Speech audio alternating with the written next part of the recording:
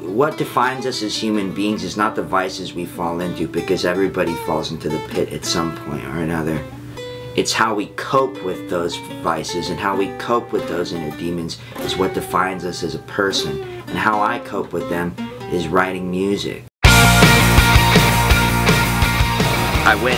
I did the first volume, and it took longer because I was still kind of, you know, excavating the psyche. And now I've dug deep in my psyche, deep in my, you know, the emotions of what the music feels like, what the songs are about. And now that David and the Curse sound's developed, so it's been a much faster process doing the second run through the studio to make the full record, you know?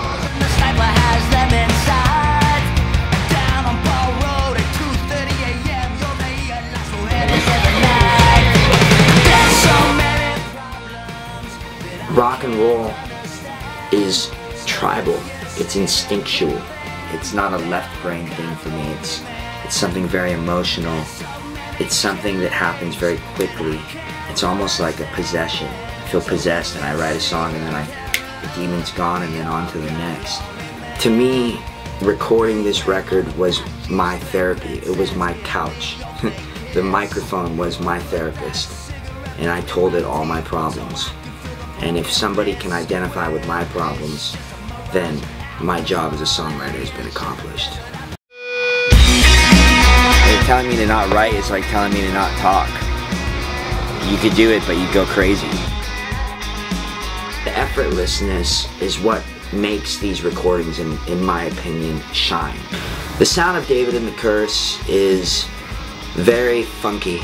We're using a lot of different textures.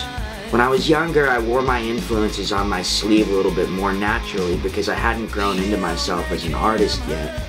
Having produced so many albums on my own, I've learned to let things go. Let it be structured in the sense of songwriting, but let it also be organic in the sense of feeling. Rock and roll business is not for the weak-hearted. You know, those nights on the road where you're playing to 2 people, those are the nights that make or break you as a musician and as a rock and roll soul in general. I'm writing about broken pasts, broken relationships, the things that I've used to fill those holes. But what I have learned is you can't fill a hole in your heart. You can only nurture it with the love of something else, and I've nurtured it with the love of making this record. Los Angeles, the city of big dreams. Los Angeles has so very many streets. A division so cultured yet